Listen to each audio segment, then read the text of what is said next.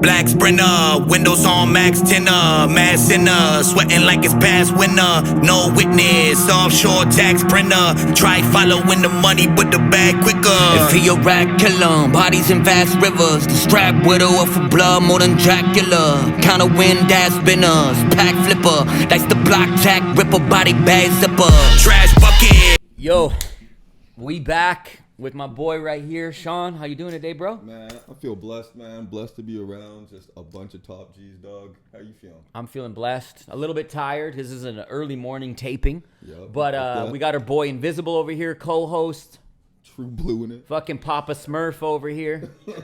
Crippin'. Ultra Negro today's Papa I'm in my Smurf. pajamas. It is Sunday. I'm taking it easy like Sunday morning. Yeah. You're very church-like. And me, your boy, Ian, a.k.a. Junk. Anyways. There's an elephant in the room we got. There's an elephant in the room. I'm really, really grateful for today's episode because not only is this man a really good friend to me and has been for a very long time, but he is an entrepreneur, rapper, producer, director, just a really smart individual who knows how to navigate the independent rap life, has made it to crazy heights, has inspired me, has inspired many.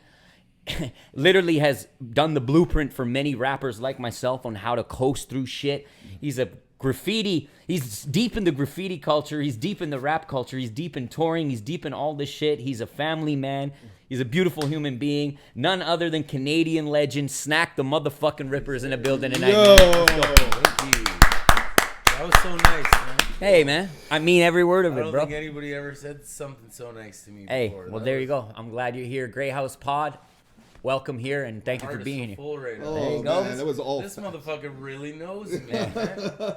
I've spent a few minutes with this guy here and there, you know? So, Yeah. but yeah, blessings. No, I mean, first of all, yes, facts on facts on facts. And one of the things, if you guys were listening to them facts, is you probably heard is that this guy's an icon a couple times over in a couple different regards. Like just becoming an icon one time, most people never will. Facts. So hearing all these accomplishments, before I even get to any of them, though, I just want to say, first of all, though, you're looking great.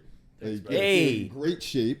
You know what I mean? I was like, first thing when he walked up, I was about to ask this guy, like, what's he doing? What's his training? He's got that glow. Yeah, he's got that, like, I don't know, did he wake up with the green juice look today? You know what I mean? Then I heard he slept 4 hours, and I'm like, holy shit.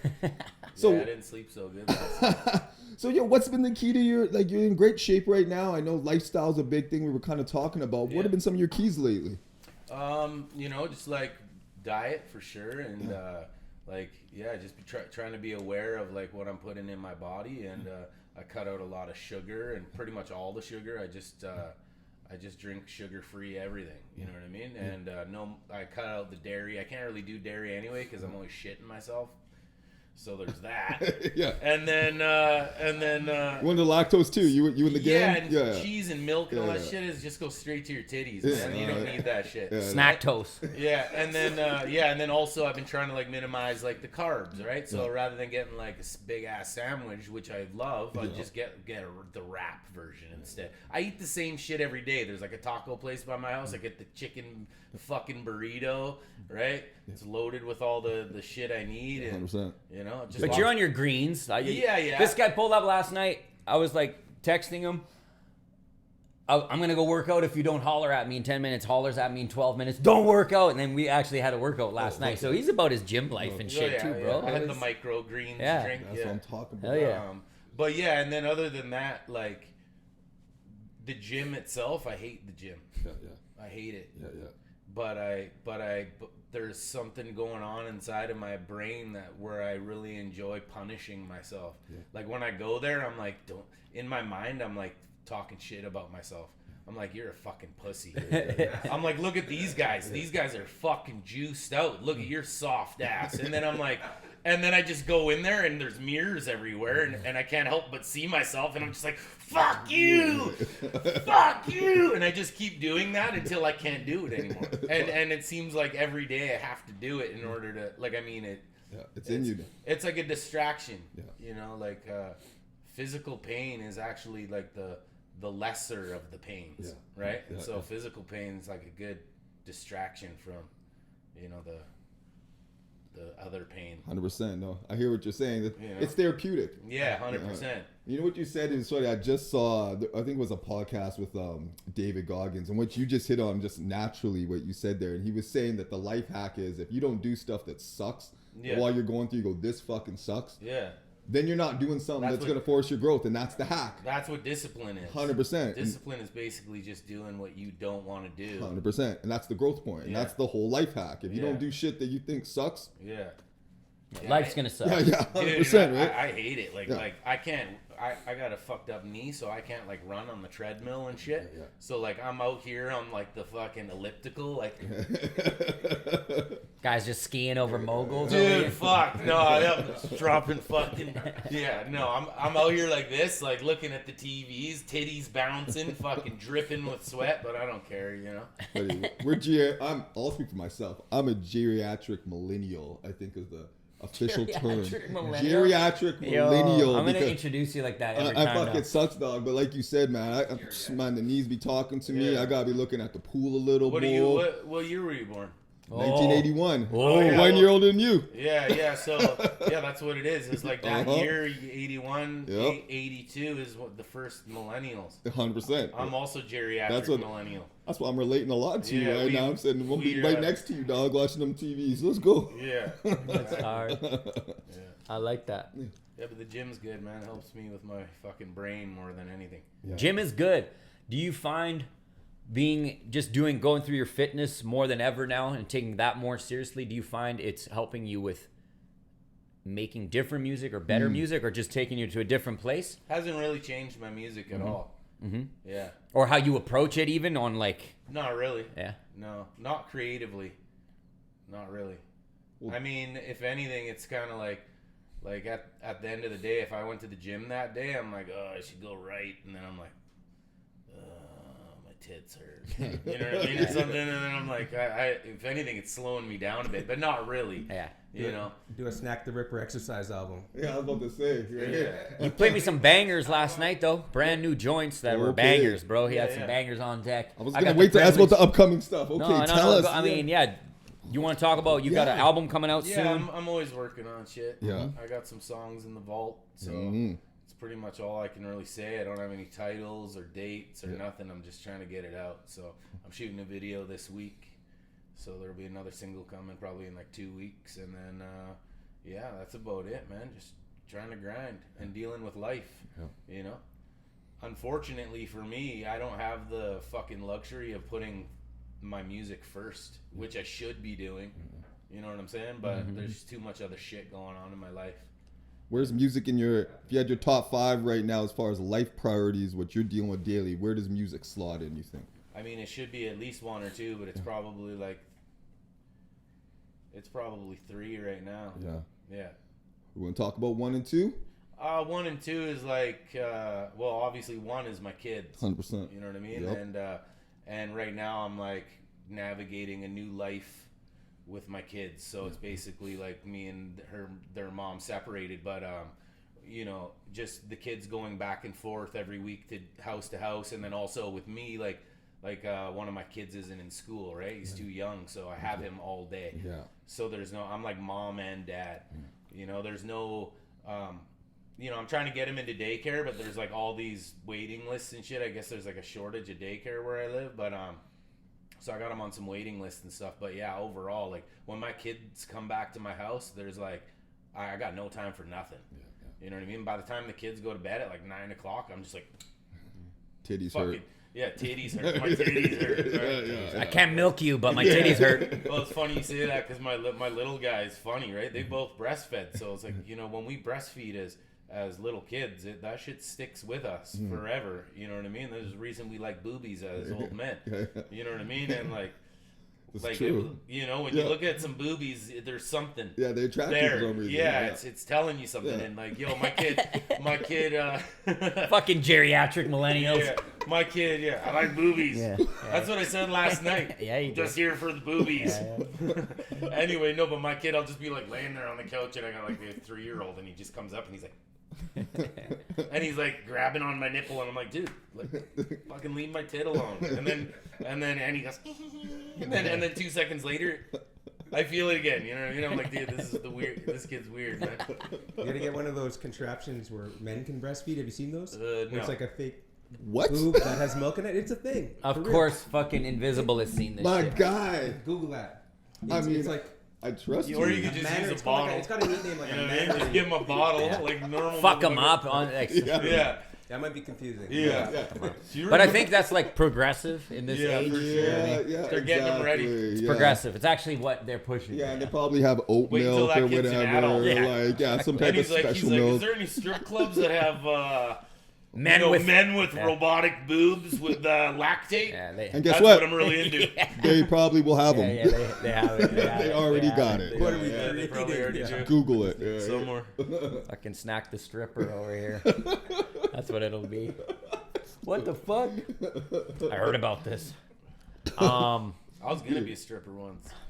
Was that before you decided to go on graffiti or after? No, I was in the middle of graffiti, to be honest. Okay. It's like while I was a graffiti artist, yeah, I moved to Toronto and I was like a construction worker, you know, and like it was fucking like minus 30 and snowing. I couldn't get work, Oh, right? buddy. And this is when I was like in my early 20s. I was like drinking and doing lots of coke, and so I was all like thin and lean, you know what I mean? And Just freezing out there. bitches just loved me back then. But and all these girls I used to hang out with, they're like, you should go over to blah blah blah. I was like Chippendales, you know what I mean? Dude, I even went in. I was like, and I looked around. And I was like, no, I can't do it, dude. Get the little bow tie and shit. You know? Yeah, fuck that. You know what I ended up doing? I worked at a call center instead. I got hired. And yo, it's funny because these guys were telling you to crip walk, right? And I was gonna fucking tell you guys right there a funny story when I got this job at a telemarketing place, and it was like far out in Toronto, like Etobicoke. And when I went in, like first of all, I was like the only white person. You know what I mean? Like literally, there was like 3 other white people out of like 500 people in this room. And I didn't have a suit, and you have to. It's like formal. You got to wear. So I had to. Wow, borrow. this is opposite day. This is fucked. Yeah. So my boy lent me some business shoes that were too big for me. Right? They're like too That's big. special, yeah. And then the only thing I had that was even close to a suit, and because I'm from the West Coast, like I had the full Dickies, yeah. blue outfit. Right? The pants, the shirt, like the harsh West Coast shit. The And creases. Dude, yeah, they were creased out. Yeah. And I thought, like, I used to rock that shit all the time just for style purposes, right? Yeah. Like the big Air Forces and shit. Yeah. But then I walked in my first day, right? And I got put on a team of all black ladies. Yeah. And my hair was all shaggy and shit. And I walked up, and they're just like, oh, look at him! Like, look at his suit. And then they're all like, West Coast, baby! And I walked up to all these ladies and did the little like instinctively, bro. It was hilarious. That's and hard. they all fucking lost their minds. But then the best part about it was I worked with these ladies for like 6 months. Yeah. And we were all selling Royal Bank insurance, like for visas. Yeah. We would call people all around the world. Hi there, this is fucking Scott from Royal Bank Visa Card They're Insurance. scumbags. Yeah. I think I just missed a call from y'all right now. Yeah, exactly. Yeah. Scumbag. But guess what? I sold the most out of that whole team every day. You know what I mean? That's Team when I leader. knew I was like a hustler. Hustling for Yeah. sure, bro. That's hustling. Dude, I used to go there high on drugs, like from not sleeping the night before, and I was like, "Oh, I can do this job. All I got to do is talk to people." It's like some old woman. She's like, "Hello," and I'm like, "Hi there." Yeah. So you got a minute to talk about Visa insurance? And she's like, "Oh yeah, of course." And I'm like, "Well, my name's Scott. Yeah. What's your name?" Yeah. You know what I mean? I would literally talk to people, and then I would get like little beeps from the room upstairs. They're like, "Can you wrap it up here?" And I'm like, "No, I'm good. I just started." Can you hold, please? I got And it I'm online, like, yo. Yeah, and I'm like, "Don't worry, I got this one." You know what I mean? It's like Wolf of Wall Street shit. I'm just dying on it. I just want to just start thumping my chest. I'm like, Dude. James, get her online. Yeah, Close and that then bitch. There's other ones where I was like notorious for like sales that weren't really sales because I kind of utilized the language barrier sometimes. You know what I mean? Like I get like an East Indian person, or like an older guy, somebody who doesn't speak English very well, and I would just run through the disclaimer super fast. So yeah, and he'd be like, yeah, and then I'd be like, you know what I'm saying? Like, and then all I had to do is get him to say yeah one more time. And I'm like, so you agree, yeah? I would put the yeah on there, and he'd go, yeah. And then I'll be Doesn't even know what he's agreeing no, to. he has no idea. And I'm like, all right, thank you very much, and we'll send you a little package in the mail. You have yourself a great day. And then all of a sudden, 5 minutes later, they're like, that's not a sale, bro. And I'm like, fuck. You're like, ring the bell. Yeah. I'm going for that PlayStation 5, Rita. Back down, you know? That was me. Dude, I had a WWF, like one of those foam WWF belts on top of my... the champ, dog. Yeah, on top of my desk. Yeah. Still wearing the Dickie suit. That's hard. That's a great visual experience. But I was just there, man. I just want to go ring the bell for him right now. That shit was the worst. Yeah. That was the worst. I fucking hated that shit. But that makes you different when you know how to hustle through that kind of stuff. Like you said, that's how you know you're a hustler. You're like, yo, I even made the best of these opportunities, you know? I had to. Yeah, Well, and also worked in my favor because it would start, these call centers would start backwards. They'd start on the East Coast, and by the end of my shift, it would finish in BC. And all the East Coast people, they're, you know, no offense to people in Toronto and shit, but they're not very polite, right? Whereas like people in BC, Screwface cap. you know, people in BC are really like friendly and stuff, right? So a lot of these ladies on my team would call and they would be like kind of like abrupt, and people in BC, they're tired at 7 o'clock, you know what I mean? It's like 7 at this point, and they're like just settling down for dinner, right? I'll be like, hi there, sir, how are you today? And then, oh, I'm pretty good, you know what I mean? So I killed it with the BC people, and that was always at the night, so like, you know, I always had the strong comeback at the end, you know? Take that, Rita. I'll Take be like, that. so where are you out? Oh, you're out in Closer. Abbotsford, eh? Oh, that's great, yeah, right? You close to the zoo there? Oh, or whatever, you know? So you're pretty much, you're really like coast to coast, what it sounds like. I mean, I lived in Toronto for a bit, and I lived in Montreal for a bit. Yeah, I did some exploring when I was younger. Yeah, so do you feel like more attached? I mean, obviously you're a West Coast icon. I think we all kind of think of you, you know, BC born, Snak. But do you feel, I mean, you have a lot of connections to the East Coast too. Do you feel that pull ever that you might think about going back to the East, or do you just feel kind of like Canada-wide? I feel just kind of Canada-wide at this point. You know what I mean? I did some shit in those cities too for the short period I was there. It was all graffiti related, but I made my mark, you know? Yeah. Literally. Yeah, literally. Get into that, bro. Like, when did you start getting into graffiti? Yeah. Take us back to your first tag or something. Break it down, because that was really... My first experience with graffiti was, I still live in this town, but back in Maple Ridge, I grew up there, and fucking, I remember, you know, just being a young kid riding around skateboarding and shit with my crew, right? And we would be smoking doobies like behind the subway by the dumpster or whatever, but there was always a few spots we would go, and I started noticing these Smurfs everywhere. You know what I mean? So you noticed Invizible. Yeah. Fucking Papa Smurf. I knew this was gonna come up. No, but straight up, like you know the Smurfs. Yeah. Well, there was a guy in Maple Ridge going around painting like full size Smurfs. Like that whole wall would just be a Smurf, but they weren't like PG Smurfs. They were doing fucked up shit. Like one was smoking like meth and holding shit, a bottle that said like XXX on it, and like his eyes were all spinny. You know what I mean? And like just shit like that. And then another one where it was like Grandpa Smurf with like the blonde chick Smurf. Yeah. She's like bent over a chair, and you could just see like the motion lines, you know? And he would paint it perfectly, bro. Like the blue, the white. You could tell this guy didn't have a lot of colors, but he had lots of those colors. Because he was painting them big, and they were everywhere, and they were in all the cool weed smoking spots. And it kind of like caught my eye. I was like, yo, this is crazy, man. Like, who's this Smurf guy? You know what I mean? And then one day, this guy rolls up, and he's got like one of those lowrider tricycles with like 2 10-inch speakers in the back, and he's like, I don't know. Long story short is I met this guy, and he's the weirdest dude I ever seen, but I started skating with him and shit, and then I was like, pass me that paint real quick, and I did a few little tags, and this is like back in like 95, 96 or something. And then, basically from then on, it was just... Do you still see his work up?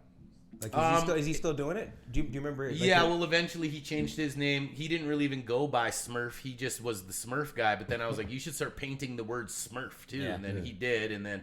And back in the day, I wrote something else, and then, we changed our names together because I got pinched. So, and we were like in a crew at that point. This guy was like my graffiti partner for the first like big chunk of my graffiti career, you could say, you know, like he was like super crafty dude, like always like knew all the good train spots, and like he like hacked the fucking CN website. Like he got a password to log in where he could put the train numbers, the numbers on the train, like the weird numbers, and he would know where they came from and where they're going.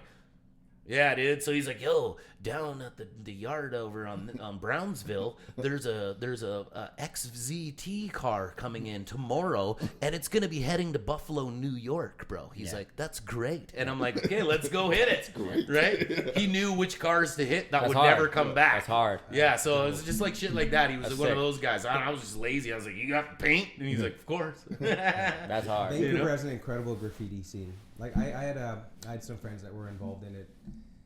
Where? You might know in Vancouver. Oh yeah. Yeah. So you've seen his tag for sure. You know Take 5? Of course. Yeah, he's in a wheelchair, and of course he ended up in a wheelchair by Skytrain surfing. Yeah.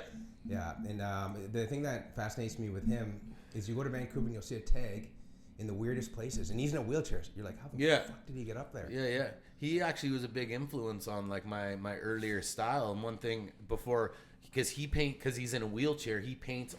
The word is that he writes is Take 5, but he paints it all the way down to the ground. So like there's no bottoms to his letters. They go right to the ground. You know what I'm saying? And he works it in like that, so it looks like it's like standing on the ground. That's good. And I was like, oh man, that style's so cool back in the day. So I started doing those too, straight down to the ground. And then I found, turns out the guy's in a wheelchair.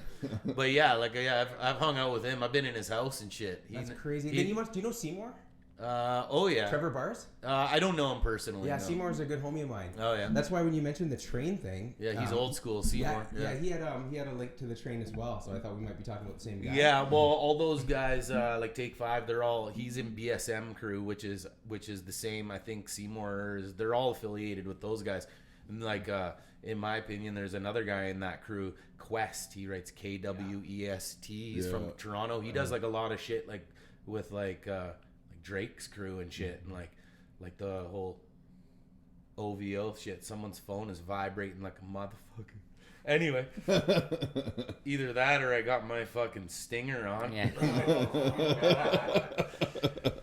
It's up in my butthole right now. But yeah, Quest, he's great, man. He's an incredible fucking artist as well.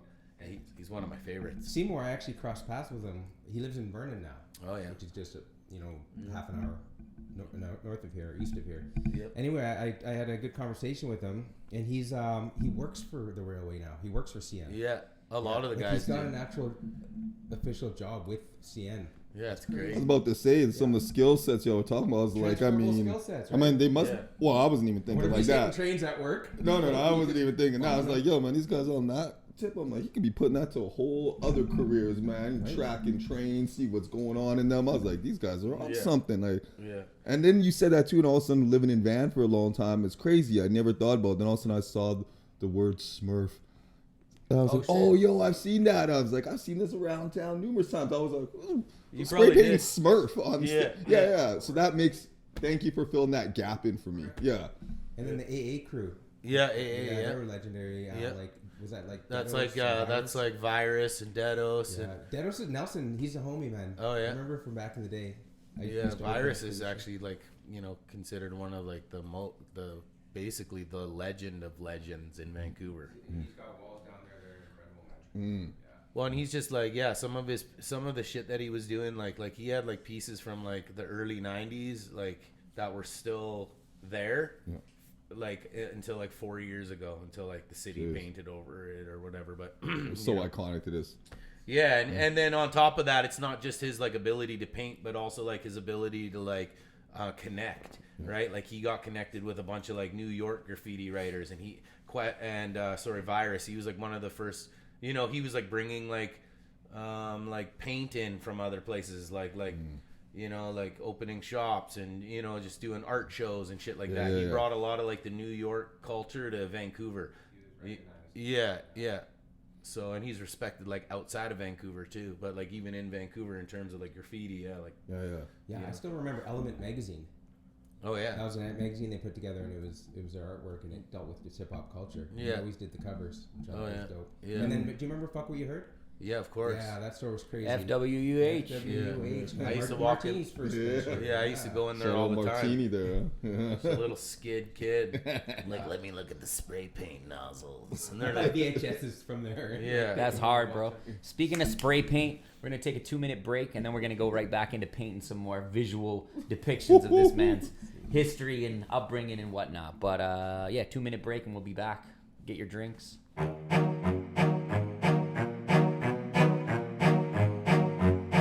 Okay, we're back here. Before we get back into things, though, I want to ask you, Junk, man, this black on black is tight, dog. Tell me about this suit you got going here. This is OMD. Get it. It's the most comfortable. Yeah, it's like these tracksuits are crazy. Shout out to them. They're the best. Right here, insert. Get your suits. OMD is the truth. Hook me up with one. Yo, I was gonna wear a blue Papa suit Smurf today. blue? I was gonna wear a blue suit today. I was literally gonna wear it, and I was like, nah, I gotta keep it more stealth for stealth bomb. You know what I mean? And then, but you came in there here you looking go. like. If you got a red one, let me put it on. I mean, this guy will go to war. What? Yo, they got red ones, they got blue ones, they got all that shit. OMD, look them up. Fire, super comfy. I've been wearing them like every day. Oh, So, man, I need to get me one of them joints, dog, for sure, man. Check them out, guys, all right?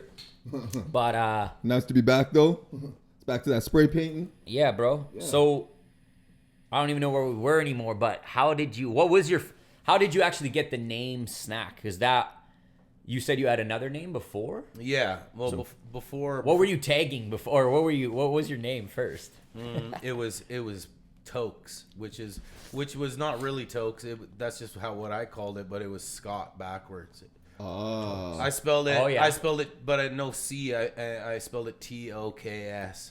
TOKS. And that was like after meeting up with Smurf kind of shit. And then, when I was younger, I basically what happened was I was about 15, something like that, and I blew my hand up with a pipe bomb. Right? I took part of my finger off. Look at that thing. Yeah, look at it. It looks like a little dick.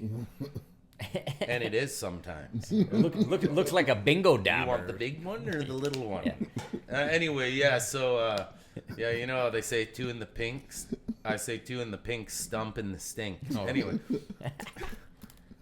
you might want to edit that. Nah, man, we keeping it. We don't believe in censorship. Yeah. So long story short was, and I grew up in a small town, right? So when that shit happened, and this was right around like Columbine time, right?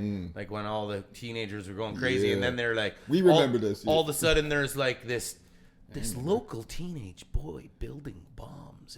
Explodes a bomb in him, and then the police are at my house, and then like there's one bus that goes through town on one main street, and every time I was on the bus, they'd be like, "There he is, there's the guy," right? So basically I kind of turned into a psychopath. What the fuck are you looking at? I had like big bulged out eye because a piece of shrapnel. I almost lost my eyeball and shit. Yeah. That's crazy. Imagine if I was wearing an eye patch right now. Fucking. Yeah, slick dick. Yeah. Anyway, fucking slick Mick. Yeah. Slick Rip. Yeah, slick.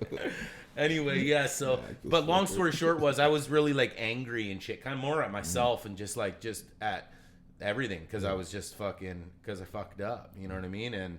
And I was ashamed. But at the same time, I turned into a loner a bit, right? And then I spent a lot of time just listening to hip hop and like drawing in a little sketchbook, and then I was like, everybody's gonna. I remember thinking at one point, one day everybody in Vancouver is gonna know my name. I said that, and I'm like from the small suburb outside of it. I was like, I conquered the suburbs. I was like, next is the city, right? And then I did that shit, dude. I made it happen. But basically, that whole pipe bomb shit kind of threw me into a weird mental thing where I became like really into my art, and that was it because I had no I had a few weird friends, like the Smurf guy and a couple other people, you know what I'm saying? But like, you know what I'm saying? And then eventually that's kind of where the graffiti started, and I was writing that shit, TOKS, and then I did that shit everywhere. I was in like the province newspaper. I was like the #1 most wanted graffiti artist in the Lower Mainland because it wasn't just like did you get arrested too? Yeah out of high school. Yeah. They came to my school. Yeah. Yeah. They're like, can Scott 5e please come to the office? And then I like look down the hall and there's like 4 cop cars there for me, and I'm like, fuck, dude. They handcuffed me at lunch too. Like everybody's seen it. Yeah, they did that on purpose to shame you. Yeah, they did it. They did it to make an example. Of course, because most of the kids knew who I was. Yeah. You know. Yeah. But yeah, there's like I said, there's one bus going through town, and this bus route was a big one for Maple Ridge, and these buses would get shifted around into Coquitlam, into Surrey, and all these places. So I didn't really have to leave Maple Ridge. I just crushed the bus every day after school. That bus was gone, didn't come back the next day. Another bus would come, and now that bus is wherever. And so kids all over the Lower Mainland were seeing my shit on the buses, and the buses was like my main, like, it was like my shit. And then I used to rip those signs down, you know, the signs. I would rip them down real quick when the bus is all full, and I'd roll them up and I'd stick them in my backpack, and then I would go home and I would alter them just slightly. Like I would alter them. I would do like a little graffiti piece on it, like with paint markers, and then I'd slide it back up in there and like snap a picture. A little bit of surgery. Yeah. So that's when you were doing No, Snak so already? I was writing tokes then, and then they figured out, they're like, wait a second, blah blah blah, and like some youth people from like the youth center in Maple Ridge kind of ratted me out. Like, people just kind of like started to, they're like, oh, we think we know who it is, and they didn't actually bust me in the act. That's why I never got charged. Right. You know what I mean? Yeah. And even though I'm talking about it on camera now, I just whatever. Statute limitations, baby. You yeah. can't fuck with me. You know what I mean? Yeah. Whatever. It was in the 90s or whatever. Speaking of camera, there's so many cameras everywhere. I wonder if that's affected graffiti scene. Oh, 100%. But also COVID, wearing a mask just immediately fixed that. Yeah. You know what I mean? Like all the graffiti writers I know, they all just walk around wearing sick masks now. The little black ones are the blue hospital ones. Makes sense. Yeah. Also, just dress like a homeless person and you blend right in. Hey, what's that guy doing in the alley? Oh, don't worry, he's just doing heroin. yeah, that's it. Oh, yeah, no problem. Yeah. Don't call the cops. Wait, that guy's writing something on the building. Call the cops. Yeah, exactly, right? Don't worry about the heroin addict. He's fine. Back to the pipe bomb. What did you make it for? Just being Entertainment. experimental? Fucking. Well, you know, like I said about the earlier story I told you guys about with the dummy and the wheelchair, I mean, I was just that kind of kid. You know what I mean? I did a lot of stupid shit. And it's funny that you say that because the Smurf guy is the guy who was like, hey, did you know if you cut apart a Hummeroo, you can take the gunpowder out and then we can jam it in these copper pipes? And dude, we were basically just rolling around like at night on our bikes and like hucking these pipe bombs into like dumpsters and shit. And they were loud as fuck. You know what I mean? And we were just living, man. We were just kids. It was the 90s, bro. There was no fucking iPhones and shit. Yeah. We were the original Whyte dynamite. Dude, boredom brings. You actually went to the library and learned how to build a bomb. You didn't Google it. No, I didn't have to even do any of that shit. The Smurf dude was smart, dude. He knew what to do. Like I said, he was hacking the computer, the train systems and shit. This guy literally knew what to do, so he taught me how to do it. And fucking Smurfs, pipe bombs, Smurfs, graffiti. But how did you actually get the name Snak though? Was okay, that your so then what happened was it got to a point where I was going through court and shit like that for the other previous name, and then I was like, but I still wanted to paint, right? And it was like, I was like, fuck it, I'm just gonna change my name. But then Smurf, I can't paint with you no more because they know that this other guy and Smurf are associated. So I was like, you're gonna have to change your name, and he's like, that's fine, I'll change it to Smirk. So he changed it to Smirk. Isn't that hilarious? It's like the same letters, dude. He just changed the U to an E and then the F to a K or something. But and then I changed my name to Snak, and I just picked Snak because I liked the letters. Yeah, the K is banging on that. Yeah, and I grew up. There's this guy from Vancouver called Cameo. Yeah, and he paints with like WCB crew, like Kaput and stuff. They're all like with those guys. Virus and stuff, but anyway, I loved Cameo shit because his was CA and then MEO, and the C and the A always looked like the E and the O, and then the M was just this centerpiece, right? Yeah. It was perfectly symmetrical, and I loved that. I was like, oh man, the detail on that shit, like it was like a mirror effect, right? His C and his O looked the same shape, right? And then I was like, I want to pick a name like that, but I didn't want 5 letters. I wanted 4 because what I always did. So I picked. Shout out to 4-letter names. Yeah, so S. So like for Snak, S and A, you know, aesthetically look very similar. They're both for flowy sure. letters, and then the N and the K are also very like sticky, right? You can do them. They're all, you know, they're lines basically. So mine was like mine was, rather than being like symmetrical, mine was kind of like staggered symmetrical. Do you get what I'm saying? So the S and the A look the same, and the N and the K look the same, and it ended up kind of having like a wave vibe to it, and I liked it, and I just went with it. It was like a last minute. I didn't put any thought into the name Snak at all. I just liked the letters, and at that point I was like, well, I'm starting from scratch, so doesn't matter. No one knows who Snak is. Yeah, that's a great name. I remember the first day I ever painted it was Valentine's Day 2002. Oh shit! Right on Main Street. You know where the train station is there at Main Street? There used to be all these big white fences around that big field that's there, and you could go around the back of the fence, and there was just graffiti everywhere, and like crackhead shit, and like needles and all sorts of shit. And we'd spend all day back there. We'd like bring pizza back there, 40s. We were bumping tunes. We'd be there all day. You know, I'm like, oh, there's Jerry's making out with that fat chick again. They come over, bum a couple beers from us in the Ivanhoe's there. You go grab some beer. Ivanhoe. And then you know what? I remember that place. Then the best part is, you know what we did, dude? We were like, well, fuck, we're painting back here and nobody can see our shit. And I was like, why don't we paint on the other side of the fence, like on the road? And my buddy's like, I got a good idea. And he's like, what? And he's like, he comes back the next day, and we were all wearing reflective vests. Oh, look, you and then we caution taped off the sidewalk. Nice. And we started in the back streets doing it first, and we spent a whole day, dude. The cops drove up, and we're just like, we're like, and they're like, okay, you know what I mean? We had vests on, caution tape. It looked like we were allowed to be there, even though we weren't. That's smart. Just you're basically camoed with city workers. And shit. Yeah. So, well, no, we looked like we're mural painters who had permission. Right. You know what I mean? No, we got permission. You know what I mean? And then after that, we're like, you know what? If it works so good on the back streets, why don't we just go and do it right on Main Street? So we did it. Like we started doing that shit. We would like wear vests. We'd put on the caution tape, and like we were right on Main Street across from the Cobalt. Yeah. There was like that old Bank of Montreal shit, and we literally painted that whole shit in a mural, like a sick one. It took all day. We were standing there, and girls were walking by. People were taking photos. We're all like, you know what I mean? But that's hard. Yeah, it was dope, dude. Sick. Yeah. When you say that, and just kind of like crystallized to me, because obviously knowing how you went on to have so much success with like videos and graph videos and YouTube and all this, it's almost like you almost started a production right there. It was like wardrobe, costume, set, so you could achieve this. Did that spin off into this? You guys started seeing this as like an opportunity to grow the operation, or was that just coincidental? Yeah, I think it was just coincidental, and we just liked that.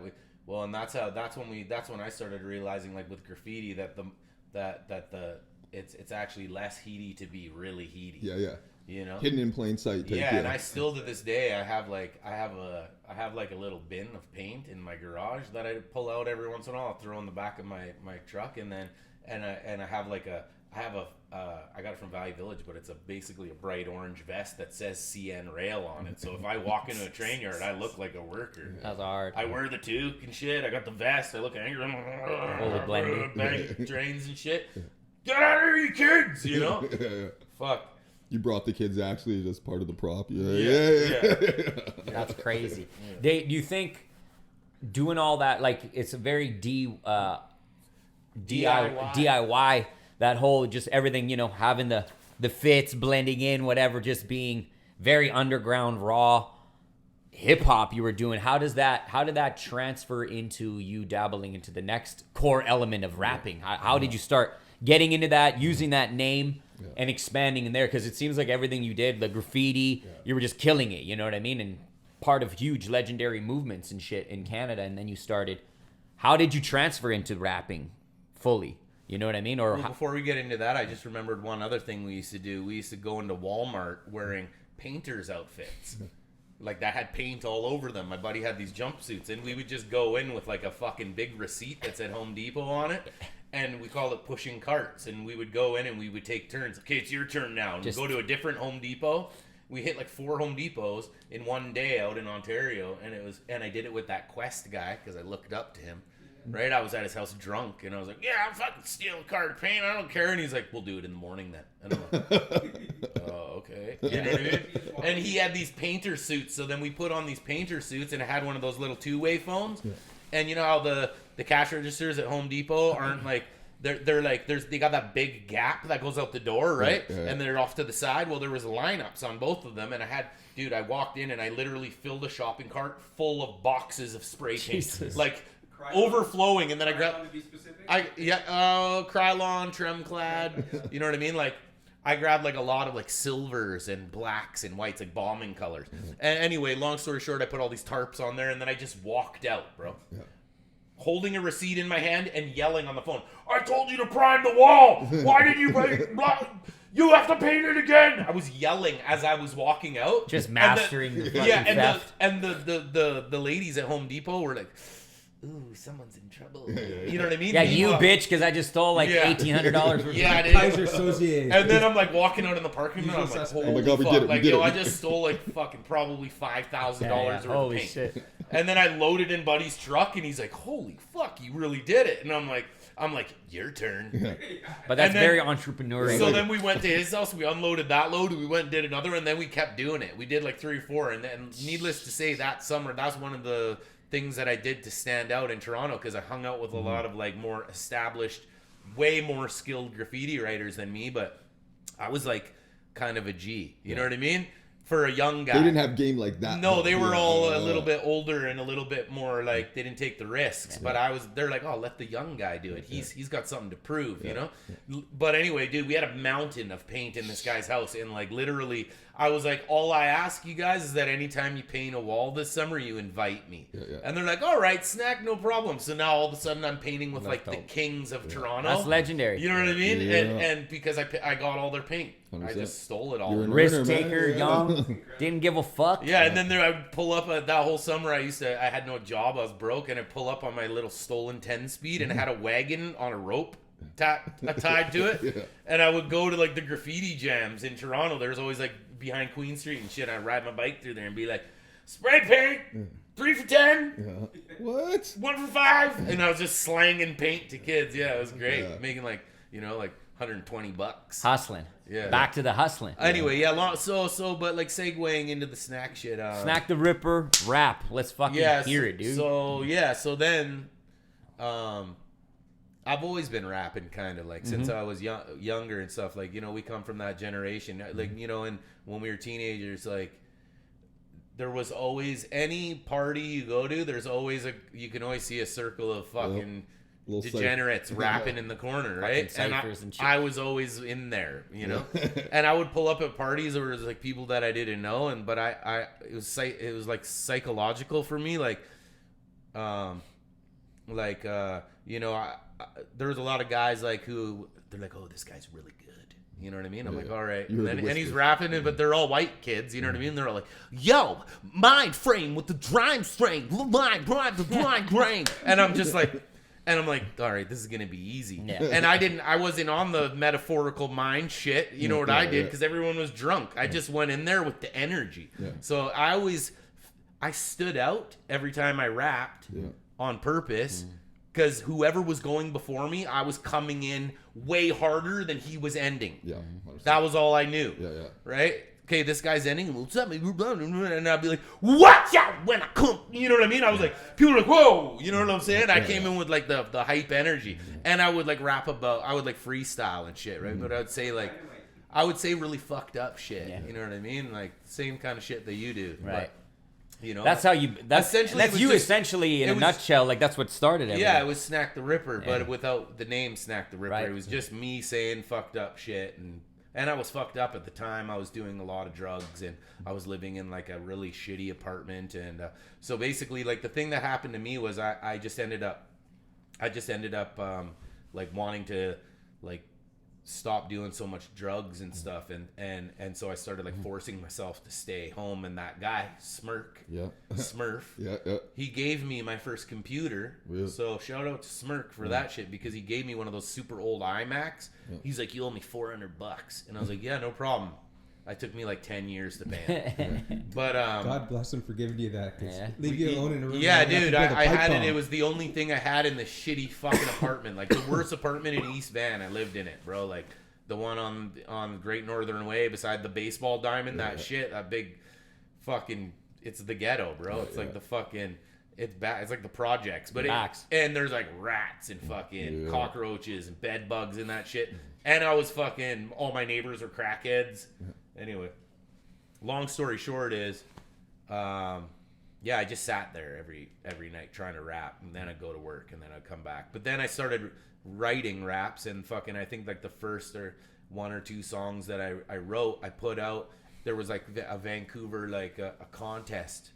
Like an online thing where all these established, and I knew who all the local rappers were because like, you know, a few of them were graffiti writers and shit. And I like to drink and fucking party. So what else, you know, I would pull up at a club or whatever, and there's guys that I knew on stage rapping at the rap night, you know? And I was like, and I remember a couple times me grabbing the mic and the same shit. It always would happen. I would grab the mic and it was like my voice, dude. Like it would project farther than all the other guys. And then the crowd would be like, huh? And it was just because my shit was so loud. I was like, yeah! You know what I mean? I had the fucking energy. Amplified energy. Yeah. I was hungry. Well, that's dope. And cocky. And it sounded like you had a why too already, where a lot of them probably. I mean, I can't speak for them, but Well, you yeah. were really deeply rooted in your purpose for this already. You know? Yeah, and like people there already knew me and shit. Yeah. And like people in the scene already knew who I was. That's why I just added the Ripper to it, because I was like, I'm not gonna change my name for rap because people already know me as Snak. Yeah. It doesn't make any sense. Yo, didn't you? Not to make it about me, but I'm pretty sure you told me years later, and I didn't even know this shit. We ended up battling at a rent money in Vancouver at the Media Club. He wasn't even Snak The Ripper yet. And he thought I was somebody else. What year was this? And he got up on stage and we battled, and I didn't know it was him until like he signed me to Stealth Bomb fucking years later. He told me the story. I was like, that was you? We battled. What the fuck? 2007, 2008. Yeah. Something like Because that, I swear bro. to God, I was at the Media He thinks he Club. was there. Yeah, I you probably moved to were. Van 2000. I remember funny. going to And a you know- freestyle battle, and it was And you know what's crazy about that night was was- that's the night I met D-Rec. And D-Rec ended up being the first guy to bring me to the studio. Shout out to D-Rec, though. Yeah. Big D-Rec, yeah. So, yeah, I met D-Rec outside. And are we running out of time? Yeah, let's just cut it there. Fuck it, because the cameras is hot. All right. And we're back in like a couple minutes. D-Rec, that's where we're Okay. taking it from.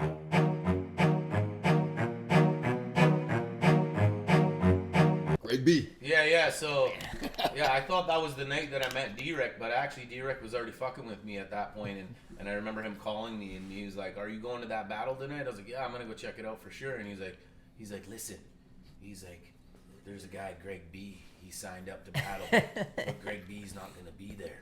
So when they call out Greg B, go on stage and just battle whoever's up there." Yeah. So I'm like, "Okay, fuck it, I'll do it." I was nervous, but I was like, "Fuck it, I could freestyle good at this point, you know what I mean?" So I was like, "Okay, I'll do it." And then they're like, Greg B to the stage," and I'm like, "Fuck it." And I walked up, I got on stage, and everybody's like, "That's not Greg B." A couple people said that, and I was like, "Yeah, it is. I'm Greg B. Look at me. Yo. I'm Greg B." Yeah. And then they're like, "Next to the stage, Junk," and I already knew who Junk was. My first rap battle ever in Vancouver. That was my first time. But I already knew who you were. Shit, that's right? crazy. I already knew that he was like kind of like a lethal white boy. You know what I mean? Yeah. And I was like, It's true. I was like, shit. And I was like, okay, this should be interesting, because he was always at all the little things, and I would always see him rapping outside. He was just rapping. And I was just like, fuck, this guy never stops rapping. So I was like, I'm going against the fucking Energizer. I thought I was going to get like somebody else. Yeah. You know, I was like, I'm Greg B. You know what I mean? Who could possibly be going against Greg B? Yeah. Fucking Susie Q. Yeah. I'm going to get some idiot. And the next thing you know, it's Junk pops up on stage, and I'm like, oh, fuck. I'm going against the rap guy. Oh, shit. This guy's always rapping everywhere. I could hear him. Like at the lamplighter. I'd be like walking down the street and I'd hear him. And he's like, "Stop, rap! Blah, blah, blah, blah, blah." Him, like a couple kids on the block, and I'm like, oh, there's those guys again. You know what I mean? Always rapping. That's funny shit, dude. Always. But yeah, we battled. That's Me and great. Junk. My first battle and his first battle. That's in so Vancouver fucking hilarious, was dude. us battling against each other. So what are we gonna talk about? Long story short was you won. Okay. Yeah, I didn't win. I remember I said so. I made a rhyme about Manic and his ponytail. I don't remember any of it, dude. Manic. I remember This there. native guy was there, and he Yeah. was right up in the front, and he was heckling me he's like, you suck, you're whack, you suck, and I just turned around and I was like, hold on, Junk, and I was like, who's this guy? Fucking with his ponytail. Oh my God. You know what I mean? Like, I wasn't even rhyming at this point. I was just burning. I was like, you're not even a man. You have a ponytail. And I was like, accentuate like that. He was like, oh! And I remember it was Manic's birthday. Oh, jeez. Shut up, man. Just fuck it. He just looked at me like this. Like, I'll see you outside. Yeah. And then all of a sudden, like, fucking D-Rec comes up and he's like, dude, I don't know if you want to go outside. There's like 10 big native dudes waiting for you. And I'm like, eh. And I was like, where's the back entrance? Yeah. And they're like, go through the bar. Yeah. And I just did. I just like dipped. walked through the bar. Like, excuse me, sir, you can't come through here. Just walked out right out the back and he just bolted. Got dude. his phone up, giving someone trouble. No. They're like, okay, let him through. Yeah. Legendary. That's fucking legendary. But yeah, that was that's crazy. that What was a that night. night. Yeah. That's sick. Media And club then, night. ironically, see, I didn't even know that was Snak. Yeah. Well, that was that- Greg B. No, I knew it wasn't Greg B. I just, what the fuck? That I was didn't. my great. That was, you know what's funny? That was my big like 8 Mile moment. Yeah. Do you know what I'm saying? yeah. I was like, I remember being in the bathroom like, dun, dun, dun, dun, dun, dun, dun. You know what I mean? Yeah. His arms are weak. You know what I mean? I felt all that shit in my soul, dude. It was fucking funny. And that song came out after that, by the way. But when that song came way out, after that. I was like, Jesus. I was like, is this guy talking about me here or what? Like, fuck. That was me in the nutshell. We were all battling and fucking, I had the anxiety at that time, dude. You know, that's why I had to get hammered. Bro, but ironically, it's funny how fucking life works, because from that night, just raw under chaos, just whatever, right? People just getting drunk and fucked up, rapping, doing whatever, just building a scene nonchalantly. Yeah. But it's funny because we weren't homies, like, at that point at all. And for years after that, we weren't really homies at all. No. But it's funny because that night, somehow the universe aligned us, like, I don't know, 8 years later. This guy did so much shit, put out albums, just started getting notoriety all over the place. Seeing you pop up everywhere. I seen your videos everywhere. This guy went to Spain with Young Sin. He was putting out videos. They were getting traction locally. We're watching that shit, man. What the fuck? How's this guy out in Spain touring and shit? Like, doing the independent artist shit on a level that I was, like, inspired by it, right? Yeah. And but it's funny because then, I don't know, 7, 8 years, 9 years, 10 years later, this guy made a label, you know, his independent rap label, Stealth Bomb Records. This guy ended up signing me to it for my first little album deal. He hopped on it. He got a couple people else on it. Took me under his wing, toured fucking Europe multiple times with him, showed me the ropes. And that's what I was saying in the introduction. Like, without him, I wouldn't have the blueprint on how to navigate shit. Yeah. But it's just funny how from a battle like that, I would never expect that this guy would fuck with me 10 years later. Yeah, And you were a better rapper, obviously, and also I was just a wreck, dude. Yeah. I was like a drunk ass, coked out kid, like standing there. I was like, yeah, you know what I mean? It's like, you would have never expected that. No, never. But you progressively got more successful every fucking year after that. Your name was everywhere, bro. I seen it everywhere. And yeah, you started an independent rap movement yourself. Snak The Ripper was a fucking potent name that it was everywhere. And to this day, it's just high regards, high class. Everyone respects your hustle. Say high class. No, bro. It's high class because it's you. And anything that's authentic to me High is value. Yeah, okay, maybe high value, you're like, low no, class. not high class, high value. Okay, sure, okay. whatever. High But value, Fair low enough. class. I respect it because you've always been yourself and you've never imitated anybody, and that to me is high class, being authentic. You know what I mean? So, Thank you. but kind of, I know you wanted to ask him this. Okay, there's so much feel shit free we to could talk do that. about his Yeah. rap career. I know, yeah. But I know you wanted to ask him this, like, in those years from that rap battle to, you know, when him and I kind of started fucking with each other, like. Yeah, take us through some of that, man. I got No. Like, you wanted to ask, like. Yeah, well, but this way, I was looking at my guy over here, and he was kind of looking like Fredro Star, and There I you just go. was like, "Yo, dog, can you tell us about how you connected with Onyx? Because I know you got connections out in the East Coast. I mean, we obviously see from not just rap, Seems like you're just coast to coast anyways. But can you touch on some of that, how you developed some of these connections? Yeah, I mean, like, we all, grew up in the same generation, so we all knew who Onyx was, and, like, I loved that shit. Like, I channeled that type of rap at all those parties. I came with that, like, heavy, aggressive fucking... And I always loved Onyx, man. I remember... I bought that Back the Fuck Up CD like 4 times. Shout out Onyx. Yeah, and then I remember even D-Rec being like, "Yo, you sound like Sticky Fingers." Like people always would compare me to Sticky Fingers, like when I first came out. Yeah. And I was like, "Oh, well, I'll take that as a compliment." Yeah. And then I remember Sticky was working in Vancouver. He was shooting that Blade series, and then and like somebody's like, "Yo, you should fucking holler at Sticky and see if you can get a feature." Oh, it's Young Sin. Young Sin was like, and I was like, you try to get the feature, and then blah, blah, blah. It never panned out, whatever. But then fast forward, like, I don't know, like 5 more years, and they found me kind of. Like, I remember one day sitting at my house. I was living in Kitsilano, and it was it was so surreal to me. I just remember, like, the phone ringing, and I was sitting in, like, my little apartment, and fucking, I was working on my Whyte Dynamite album, and all of a sudden it's like... And I'm like, I look at my phone and it says New York City, and I'm like, what the fuck? Who the fuck is this? Mm-hmm. You know what I mean? Yeah. And then I'm like, and then I answered it, and I'm like, hello, and he's like, yo, Snak, and I'm like, is this me? I'm like, who the fuck is this? I'm like, who the fuck is this? And he's like, yo, this is Fred Rose Star from Onyx, and I was like, shut the fuck up, and I hung up the phone. Yo, that's hard. Yeah, I hung up on him. That's lit. 2 minutes later, Have you hanging? he calls me back. He's like, don't hang up on me, N-word, right? And I'm like, okay. And he's like, this is Fredro, and I'm like, no fucking way. I was like, why are you good? I was like, this is crazy, bro. Why are you calling me right now? Like, I was a huge fan, bro. Right? And like, that shit just, I couldn't believe it anyway. And he's like, we're coming out on tour in Canada. We like your style. He's like, I want to work with you. He's like, you're the Whyte Onyx. That's what he said. I was like, oh, that's fucking dope, dude. And then they're like, if you fly yourself to the East Coast, you can open for all of our shows. And so I was like, all right. So I bought myself like a $400 plane ticket. I didn't have any guarantee for money or nothing, but like I was playing like I played like the Opera House with them and like all these big ass crazy venues. You've seen the value regardless. They brought me to Much Music. They performed Slam on Much Music, like in the room, right? With all the big crowd outside and shit. Yeah. And I'm on stage like it's literally Sticky, Fredro, and me, bro.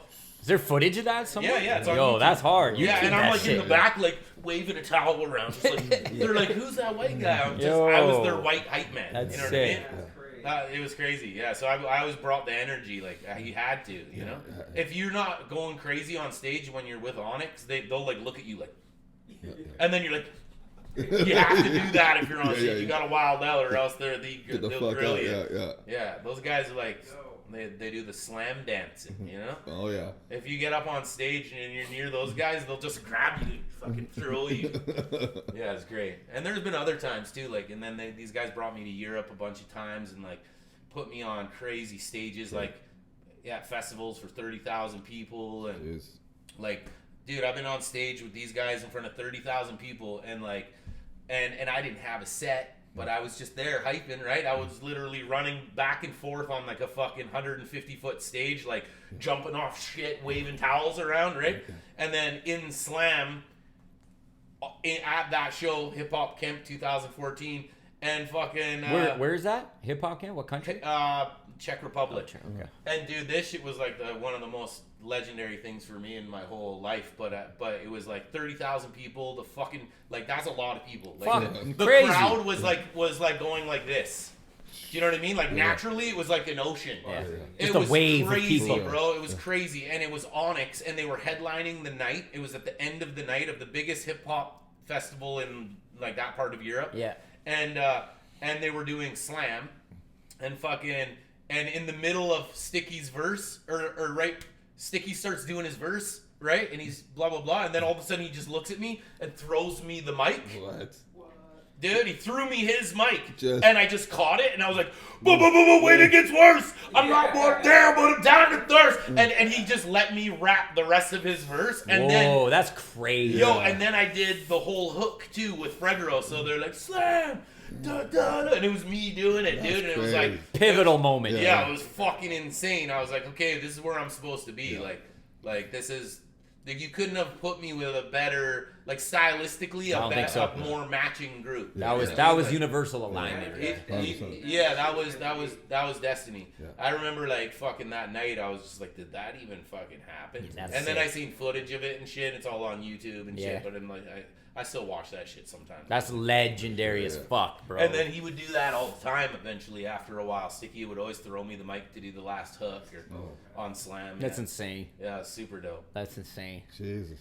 So that's one of the highest moments for you, just natural element. I felt like I was being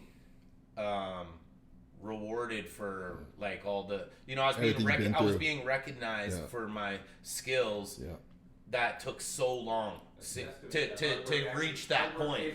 Yeah, dude, from like being like the little kid on the bus to that point, you know what I mean? Like all those little parties you get I into. remember sitting there afterwards, like, and the crowd is just raging, and like there's literally like fire. They had like fucking fire shooting out of the stage and shit. And I remember just sitting in the back, and everybody's all partying and drinking. Took it in. Mad other rappers were there, and I was just sitting in the backstage, just like, did that just fucking dream state, dude? Yeah, I was in a fucking cloud for sure. That's sick. Cloud 9. Yeah, and that obviously helped you after that, just catapult into, because then you started really popping off on your own too, bro. Like after that, you know. Yeah, well, and that those guys really helped me get in front of a lot of eyeballs in Europe and stuff, and then that, like Onyx bringing me, and Perry, Perry is the booking agent for Onyx, and he also is my European booking agent, and at the time he was doing a lot of Canada and stuff, and if it wasn't for Perry, Perry kind of introduced me to Onyx. He's the plug. Yeah, actually, you know what really happened with Onyx was they played a show in Edmonton, and one of the guys, one of the kids who was like assigned to driving them to the airport, picked them up, and they were bumping Snak The Ripper, and Fredro's like, Who's this? Yeah. And he's like, this is Snak The Ripper. You don't know who's Snak The Ripper? He's like, no. And they're like, sounds like me. You know what I mean? Yeah. And then they're like, give me his phone number. And he's like, I don't have his phone number. He's like, find someone who does. That's tight. That's crazy. Yeah, and that's how it all actually happened. So it's really organic. I just remembered, but I lost track of what we were even talking about. Well, we're talking about how they brought you to Europe, and then it helped you. Yeah, and Perry helped you. And it was like a combination of like Onyx bringing me out there, and then also just already having like an established, like on YouTube and stuff. Mm-hmm. Like YouTube, we were like, it's like you said, first generation millennials, but we were first generation YouTubers. Yep. You know what I mean? All these people are YouTubers now, and they're all like, check my YouTube. We were the first ones. Doing it, yeah. The first ones, man. When I first started uploading like rap videos to YouTube, YouTube was used for tutorials. Yeah. Yep. There's people that are like, this is how you clean the drain. Yeah. Check this out. This is how you change the fucking nut on. When I first heard you was on a YouTube video. It was like Dirty by the Lake show. Oh yeah. Yeah. You were rapping on that. I'm like, man, this guy. That was on a boat or something. Yeah, it was Pete. Island Pete. Shout out to Island Pete. He brought you here years ago for that party by the lake. I never went to the party, but I saw the footage. Oh yeah. And I just remember this video of you rapping. I'm like, man, this kid can actually, he's killing it. Yeah, there's a lot of alcohol there. And then you made music. After that European experience, you made music with Onyx too. No, I made all music with Onyx first. Oh, you made music first. Yeah. Okay. I did some shit for them, and then they did some shit for my Whyte Dynamite album. Video too. Yeah, and then I got them to come out and do the video, and they didn't charge me anything, which was awesome.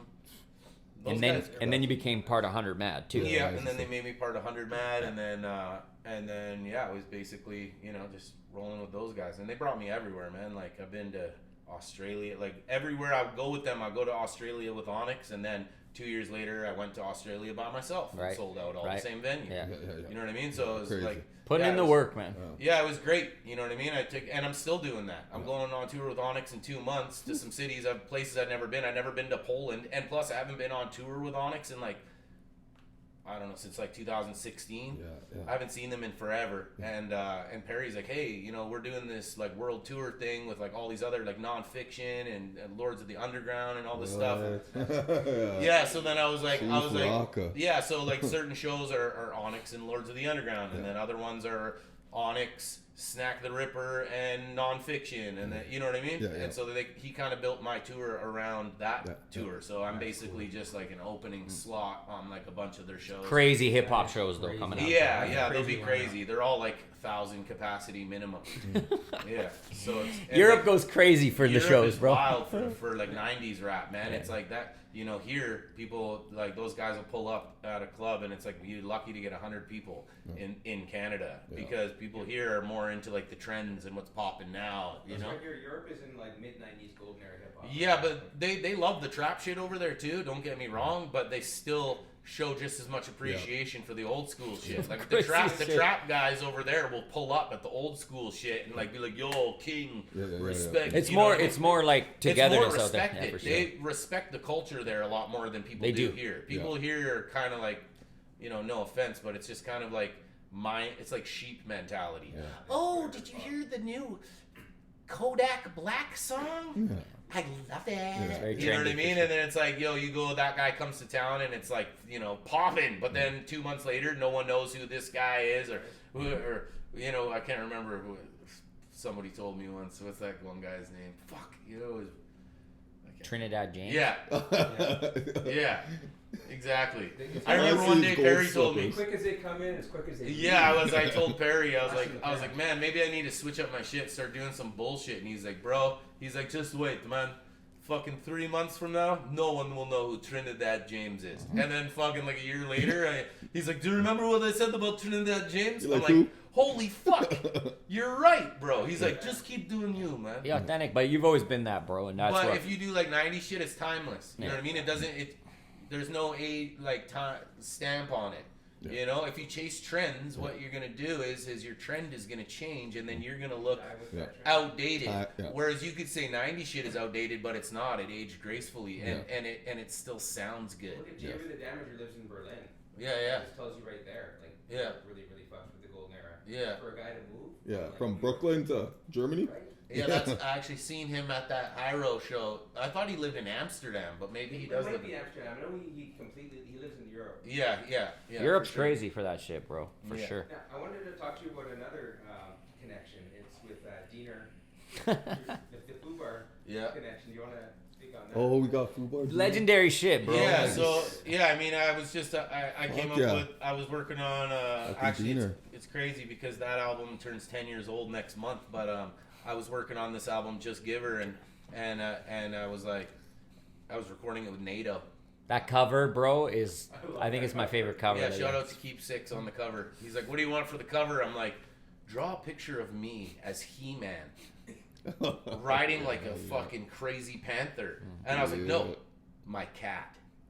Make it my cat. Yeah. And we're battling a bunch of rats. And he's like, insert that album cover. He's like, oh, okay. So that's what he did. The guy literally drew that shit with pencil crayons, dude. It took him like a week. He was like fucking shading it, coloring, and all that shit. Yeah, it was a wild cover.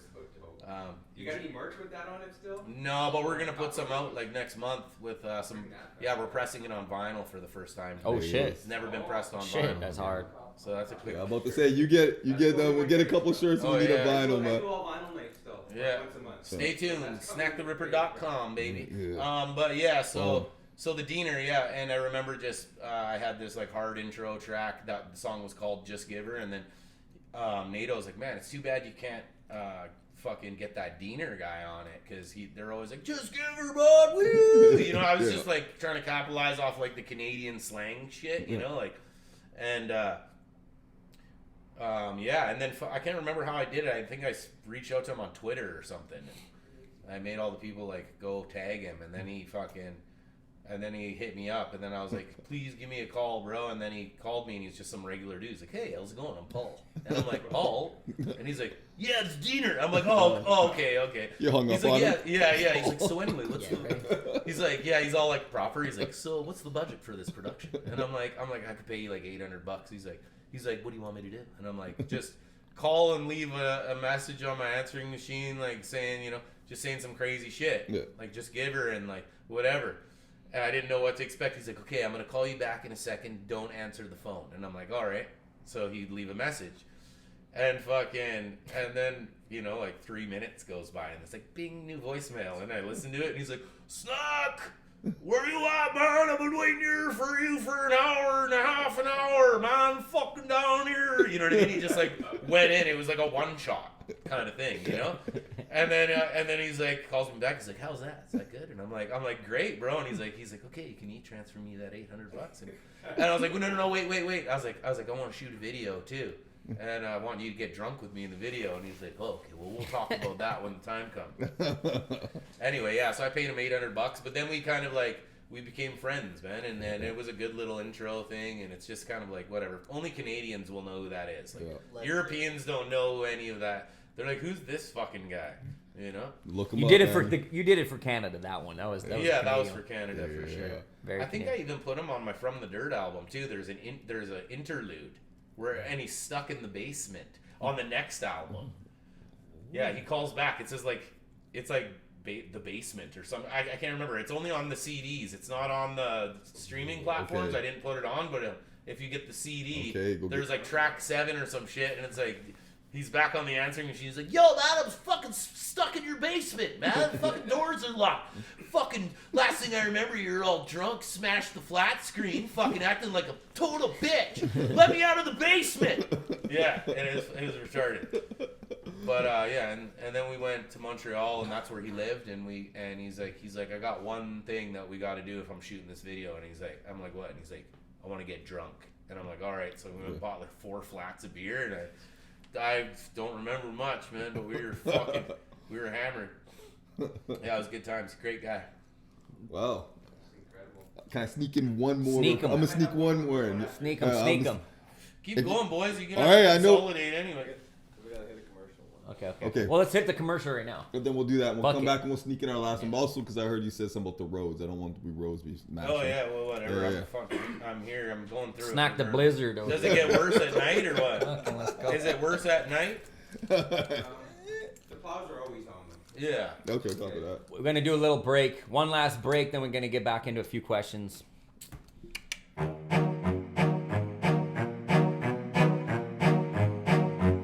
Anyways, let's get back to it real quickly.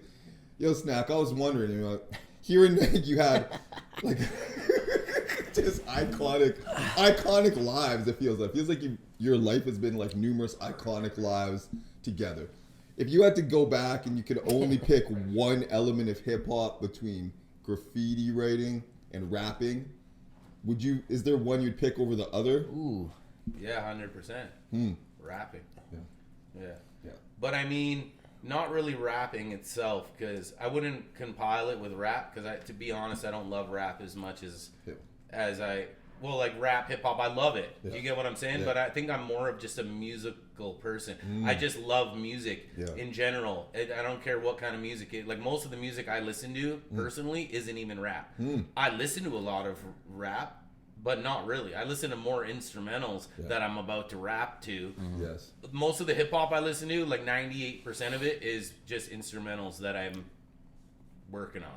And then, obviously I check for like my friends' stuff and you know what I mean? And like some new, that guy dropped a new album, I'll go listen to it, check it out. And, there's a few people who I listen to more than others. Like I love like for new rappers, I like J. Cole and like a lot of these guys who have like some, like Substance. a bit of a substance, you know what I mean? I still like the shit that has no substance too, and if the vibe is right. But either way, long story short, I love music, and I feel like it's like beyond just like a hobby or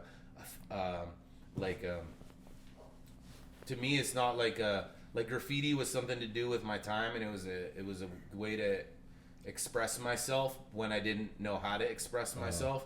But now that I have learned how to express myself with music, I feel like that's what I'm really like drawn to do. I'm like, I have it. I feel it in my soul. You know what I mean? I can feel it in my bones.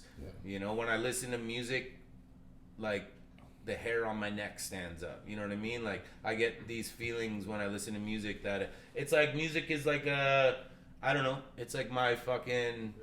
It's the only thing I can you know, it's the thing that's always there for me. You know what I mean? If you're having a shitty day, I throw on some tunes. I'm about to go drive home right now for 4 or 5 hours. I'm gonna be listening to tunes the whole way. You know what I mean? Just chilling. Yeah. So I mean, yeah, definitely music. Music will always be my constant love. You know? Yeah. Love comes and goes, but music will never leave me. It's eternal. Yeah, it's forever. Title of your new album. Yeah. Yeah. Love is eternal. Yeah. First song on the album, Yeah. Born Alone, Die Alone. Yeah, exactly. Fuck love. Yeah, exactly. No love. Yeah. Exactly. So, Bumping that this morning, man. That's great. That hard, bro. That's a hard record. Yeah. thanks. Super hard record. Yeah, you know, like, you know, people think I'm talking about relationships in it. Like my girl, she's like, why are you saying fuck love? I thought you loved me. You know what I mean? I'm like, I do love you. Yeah. But this song is about, if you really listen to the lyrics, it's not about love, relationship love. Well, love is so many different loves, right? Yeah. Love with the homies. But if you like- listen to the verses, yeah, the relationship love is what it comes through on the hook. That's what you're picking up with like a simple view of it, right? But if you actually listen to what I'm saying in the verses, I'm talking about love like searching for love from, you know, outside sources, like internet love. Yeah. Fuck love. Yeah. Fuck going out here and being like, hey guys, for 300 comments, I'll drop my new track. Like, I don't care, bro. If you like my shit or if you don't, if you comment or you don't, I don't really care. Yeah. Makes no Yeah. difference to me. Yeah. Is what I'm saying. Fuck love. You know what I mean? If you love me, I love you. Yeah. If you don't care. Yeah. You know what I mean? Like, don't at all. I'm fucking too old to give a fuck. You know what I mean? Facts. And that was like my number one thing for that song, was just kind of like, you know, and the fuck love thing was maybe the last thing I wrote on the entire song. You know, I wrote the whole song. I was like, I need to say something really hard on the first line of the hook that most people wouldn't say. Yeah. You know? Yeah. It's hard. It's a dope record. Your songwriting's incredible. Thank you, bro. What kind of music did you grow up listening to? Like, where did it all start? Because Kinda like everything. Music in your blood. Yeah, well, I have an older brother who was like, you know, 4 or 5 years older than me, and he was like heavily into, like, when CDs first came out, he had like the craziest CD collection, like just fucking hundreds of CDs, all rap. You know what I mean? Mostly all rap with him. So he introduced me to a lot of the rap stuff, but like growing up in the 90s, I listened to a lot of like, you know, like 90s rock, Nirvana, shit like that. Like I was heavily influenced by all that shit. And then also, you know, my parents, they like to drink and party. So like the majority of my childhood, you know, my parents would have parties at our house, and like they would put us in the basement with like other kids and be like, go to bed. And then upstairs you could just hear like, here I go again on my own. You know what I mean? Yeah. Bam, bam, bam. And we're like just supposed to be sleeping, and it's just like stomping and people like upstairs partying. Be quiet. Go to sleep. Yeah, dude. And I remember like at a young age, like we couldn't sleep, and like I was like, hey, does anybody want to play the band game? Yeah. And they're like, yeah, what's that? And I was like, you're the guitarist. Yeah. We'd grab the buckets out and like, you know what I mean? And we would be pretending to be a band when we were like 4 or 5 years old to the music of my parents upstairs getting hammered. That's sick. You know what I mean? Yeah, So yeah, lots of that sort of shit. And then obviously like just once I started making music, I started kind of becoming like more of a music geek, and I started like expanding and listening to other shit that like, you know, like that I normally wasn't exposed to. You know, like I come from like a white redneck family, so if you think that we were listening to like, even though my mom liked a lot of that stuff, but my dad was like different, you know what I mean? It was more like CCR and all that sort of shit. But like, yeah, we didn't listen to like a lot of like Al Green in my house, and like, you know what I mean? Like real like soulful shit. And then I kind of like found that shit later on, and then that shit like really got into me. And there was like years that went by where I only listened to Soul Train. That was it. You know what I mean? Like I literally will. That's how sometimes I find my samples and shit. I'll be driving in the car listening to Soul Train on, you know, Shade 45 or whatever, and then all of a sudden I'll hear like some horns, like, and I'm like, oh fuck! Take a picture of it, send it to my engineer. I'm like, chop that, That's the flip that, So Now with your production's great as well. What do you use just for the techie, the geeky guys like me that? well, for the most part, like I don't really do, like, I mean, I make beats and stuff like that sometimes, but like lately I haven't really been doing that. But I use the same I use Cubase, which is just like a program, you know. But I use that one because my engineer uses that one, so it's easier. Shout out to Jamie Q's. Yeah, Jamie Q's. So yeah, Jamie was like, "Oh, just stick to Pro Tools. That's what you know." Because I was upgrading all my system and shit, and I was like, "No, man." I was like, "I want to relearn something if it's gonna save me time in the future." And he's like, "Okay." He's like, "Fuck it, then get Cubase." And then I was like, "Perfect." So now I got a tech. I know I've got a professional Cubase guy. Like I can call anytime. Anytime I had a problem with Pro Tools, I call my engineer. He's like, "I don't use Pro Tools. I don't know what you're talking about." I'm like, "Fuck." Right? So, but now I'm like, "Hey, bro, I'm getting an error here." He's like, "Oh, hit this and this and this and blah, blah, blah." And then it's fixed. And then I don't have to export files. I can just send him the session and he does it all. But I don't even do that really anymore. To be honest, I've just been going right to his studio and like, you know, I'll get a beat. I'll get like a beat from a guy and we'll like it. But like, the majority of the beats that you hear from me I don't get the beat like that. We get like we'll get like the sample and the drums will be completely different, but there'll be one part of the beat that I like or something, and then by the time Jamie's done with it, it's like a whole new beat. We do all new drums. It's like inspo. Yeah, exactly. We'll like the beat. I'll like it. I'll write to it, but then, you know, sometimes I won't write the whole thing. Like Jamie will start working on the beat, changing the snare, changing the drums, you know, adding a vocal sample or something, building up to the chorus. You know what I mean? We do a lot of like the music arrangement sort of shit.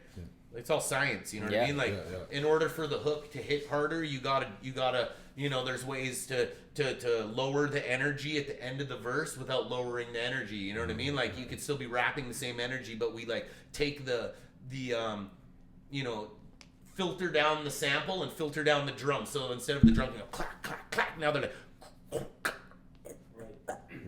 Take notes, and then all motherfuckers. of a sudden, bam, the hard drums come back in and it's the chorus and it just hit that much harder. It's like a little trick that Noah like Shabib would use for Drake. He just kind of put a filter over everything. Yeah. So the lyrics punch through more. Yeah. And the beat's just there. Exactly. Yeah, exactly. Then the beat comes back in on the hook. Yeah, and then it comes back in and it's bigger, right? Yeah. So yeah, we do a lot of that sort of shit. And he'll be doing all that while I'm like writing on the couch or whatever. And then by the time he's done and the beat's ready, I'll be ready to record. And then that's pretty much the process. Thinking of all, because like you said, you're a rapper at heart, but you play the guitar, you produce, you're always doing shit, bro. You're always applying science to your method, you know, to your art. I've noticed it. People notice it, bro. I feel like this is a good spot to just kind of wrap up our discussion today. With all these things that you're doing, you're constantly evolving every year too, bro, which is, you know, admirable. But what does it look like? On a final kind of note, what does your direct, maybe next 2 to 3 to 5 years look like future for Snak? Just business, music, everything. Have you even thought that far, or no? Or are you just rolling with the punches and coasting, bro? Yeah, I'm just coasting. Yeah. I'm just going day by day. I don't really plan too deep into the future, and I don't really, I definitely don't think about the past. You know what I mean? I do. I think about it, but I don't like dwell on it or think about what I could have done different or whatever. You know what I mean? And I don't really think about the future either, which is kind of fucked up because most people are planning and plotting and making goals and shit. I don't really at all. I just like make goals for today and tomorrow. You know what I mean? I'm like, I gotta get this done and this done and this done, and that's it, man. Realistically, for me, it's not about. I'm not doing this shit for the clout or even fame. You know what I mean? I know I started in graffiti for fame and shit like that, but it's changed for me now. For me now, I think about I'm old enough to know that I'm not gonna be here forever. I'm gonna be dead soon. You know what I mean? I'll be dead one day. And this video that you're watching will still be here. Just like every piece of content that I've created. And so when it comes to the content creation and all that sort of stuff, I take my time with it. And I really think it out, what I want to say, how often I want to do it. You know what I mean? How can I evolve as a musician a bit farther? It's not really about the likes and the comments or the fame for me. It's more about my own personal satisfaction of trying to leave a legacy of quality. That's it. You know what I mean? I don't want to be dead and then people look back at Snak The Ripper and it just be a bunch of bullshit. You know what I mean? Mm-hmm. So right now, I think that's my main goal is just to build the catalog to a point that I'm comfortable leaving it when I'm dead. You know what I mean? And I'm not done yet, but I'm close. Yo, man, those are amazing was- final words, yeah, bro. Honestly, keep inspiring. Keep doing Thank you, bro. you. I'm Thanks, inspired by man. your journey, like Yeah. I said, and I just Got want to thank you for goosebumps. being here today, bro. For Yeah. real. Thanks for You're my having homie, but I'm also like, course, bro. I you're the love big you. homie, and I look up to you. And You're bigger than me, man. What are you talking about? but I just, you know what I mean, bro. Just navigation. Keep doing you, bro. We're lucky to have you on this planet. So much love to Snak the Thank you. Ripper, our Thanks for guest. Yeah, having man. Thank you for just Greyhouse joining us Pod, and sharing, boys. man. Thank you Yes, so sir. much. Thank you everyone who watched this. And yo, Yeah, go make sure- subscribe to this, man. Yeah, Go check- subscribe, share, like it, support these motherfuckers. And you go check out all this stuff we were talking about on YouTube that you might not have seen. Facts. Go check it Yeah. out, man. Go check out the website. Just YouTube Snak the Ripper and you'll see some crazy shit. Yeah, you will. Yes, sir. And if you want to support, snacktheripper.com for any merch, music, Yeah, history, whatever. concert tickets, all that Word. sort of stuff. Yeah. Much love, everybody. Great house. We out. Thanks, guys.